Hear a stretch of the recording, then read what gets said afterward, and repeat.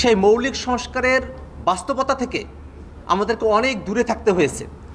যখন হাউজে রাজনৈতিক দলগুলোর মধ্যে এনসিসির বিষয়ে আলোচনা হলো, এনসিসির বিষয়ে আপত্তি আসলো যে নামের ভারে কী থাকে, তখন নামকরণের জায়গাটাকে শিথিল করে ঐক্যমত্য কমিশন সেটাকে সাংবিধানিক এবং সংবিধিবদ্ধ প্রতিষ্ঠানের নিয়োগ কমিটি হিসেবে সেটাকে উপস্থাপন করেছে। কিন্তু তারপরে আমরা দেখলাম বিএনপি এবং তার সঙ্গে গুটিকতক দলের আপত্তির কারণে, বাধার কারণে এই নিয়োগ কমিটি, যার মধ্য দিয়ে আসলে নির্বাচন কমিশন, দুর্নীতি দমন কমিশন, কর্ম কমিশনের মতো প্রতিষ্ঠানগুলো সেখানে নিয়োগ স্বাধীনভাবে সম্পূর্ণ হবে, সেই জিনিসটাকে বাস্তবায়ন করা সম্ভবপর হলো না। একই সাথে আমরা দেখি বান্ডেল থাকলে প্রতি সেনমানিতে টাকা বাঁচবে। বিকাশ সেনমানি বান্ডেল কিনে জিতুন প্রতি লেনদেনে। উচ্চ কক্ষের আলোচনা যখন এসেছে, প্রায় সবগুলো রাজনৈতিক দল উচ্চকক্ষে ভোটের অনুপাতে তারা পিআর সিস্টেমে সেখানে প্রতিনিধিত্বের কথা বলেছেন। কিন্তু আমরা দেখলাম যে সেটাও আজকের যে হাউস সেখানে বাধার মুখে পড়েছে। সংবিধান সংশোধন সেটা যেন এক দলের না হয়ে যায়, একটা দল চাইলেই যেন সংবিধানকে সংশোধন করে ফেলতে না পারে, যেটা আমরা অতীতে দেখেছি।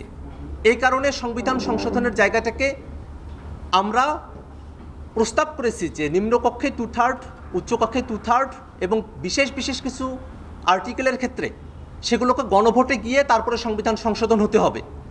কিন্তু আমরা দেখছি যে উচ্চকক্ষেও 2/3 মেজরিটিতে সংবিধান সংশোধন করা হবে, এই প্রস্তাবের পক্ষেও বিএনপি সহ অন্য কিছু রাজনৈতিক দল তাদের মতামত আমরা পক্ষে দেখছি না।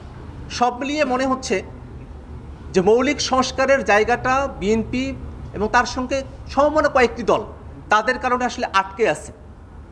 আজকে ঐক্যমত্য কমিশন এই দলগুলোর কাছে আবার আহ্বান রেখেছে তারা যেন তাদের ফোরামে আলাপ আলোচনা করে এই প্রস্তাবগুলোর সঙ্গে তাদের একাত্মতার জায়গাটাকে তারা পুনর্বিবেচনা করে।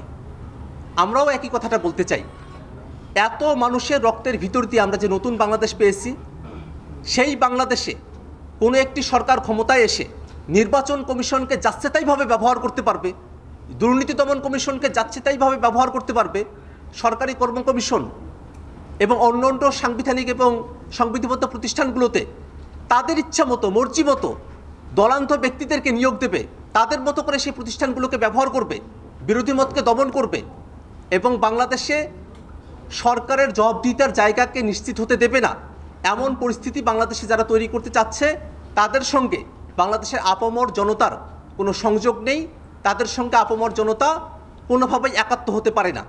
আমরা মনে করি যে আজকের যে হাউস, এখানে ঐক্যমত্য কমিশনে রাজনৈতিক দলগুলোর প্রতিনিধিরা আছেন, জনগণের বৃহত্তর অংশ তারা কিন্তু এই রুমের বাইরে অপেক্ষা করছেন। তারা দেখছেন যে মৌলিক সংস্কারের প্রশ্নে কোন দলগুলো কোন পজিশন নিচ্ছে, কোন দলগুলো মৌলিক সংস্কারের প্রশ্নে বাধা হয়ে দাঁড়াচ্ছে।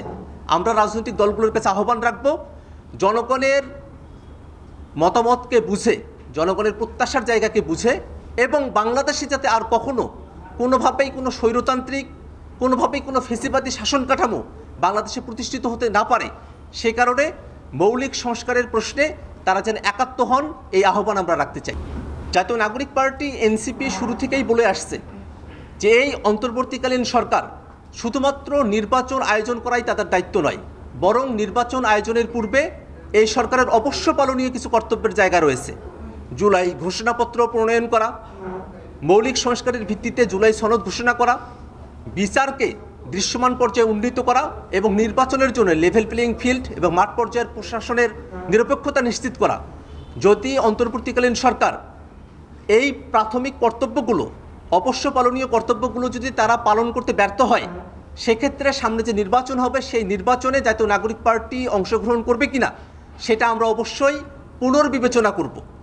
এবং একই সাথে আমরা মনে করি যে বাংলাদেশে নিছক একটি নির্বাচন আয়োজন হওয়ার মধ্য দিয়ে শুধুমাত্র ক্ষমতার পরিচালকদের পরিবর্তন হওয়া, ক্ষমতা কাঠামোকে অক্ষুণ্ণ রেখে সেটা কোনোভাবেই আমাদের প্রত্যাশার জায়গা নয়। আমরা চাইব বাংলাদেশের জনগণকে সাথে নিয়ে মৌলিক সংস্কারকে বাস্তবায়নের পথ আমরা অন্বেষণ করব।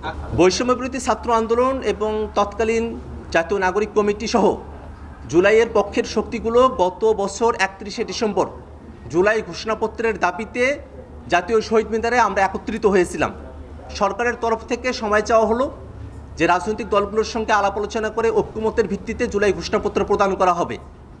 15 দিন, তারপরে ফেব্রুয়ারি মাসের অর্ধেক এবং সর্বশেষ আওয়ামী লীগের নিষিদ্ধের যখন আন্দোলন চলছে সে সময়টাতে আরও 1 মাস সময় চাওয়া হলো।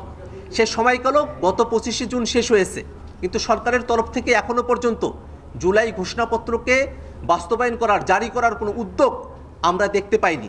সে জায়গা থেকে আমরা বলেছি যে যদি সরকার এই সময়কালের মধ্যে জুলাই ঘোষণাপত্র জারি না করে তাহলে জাতীয় নাগরিক পার্টি এনসিপি সহ জুলাইয়ের সকল পক্ষকে সাথে নিয়ে আমরা 3রা আগস্ট জুলাই ঘোষণাপত্র আমরা পাঠ করব। এই আলোচনার যে জায়গা সেটা হচ্ছে সংস্কারগুলোকে একটা জায়গায় নিয়ে এসে মৌলিক সংস্কারের মধ্য দিয়ে জুলাই সনদকে বাস্তবায়ন করা। জুলাই সনদ এবং জুলাই ঘোষণাপত্রের মধ্যে বেসিক ডিফারেন্স রয়েছে। জুলাই ঘোষণাপত্র হচ্ছে 24-এর যে অভ্যুত্থান সেটাকে স্বীকৃতি দেওয়ার একটা দলিল এবং সেটা একটা ডিফারেন্ট ডকুমেন্ট।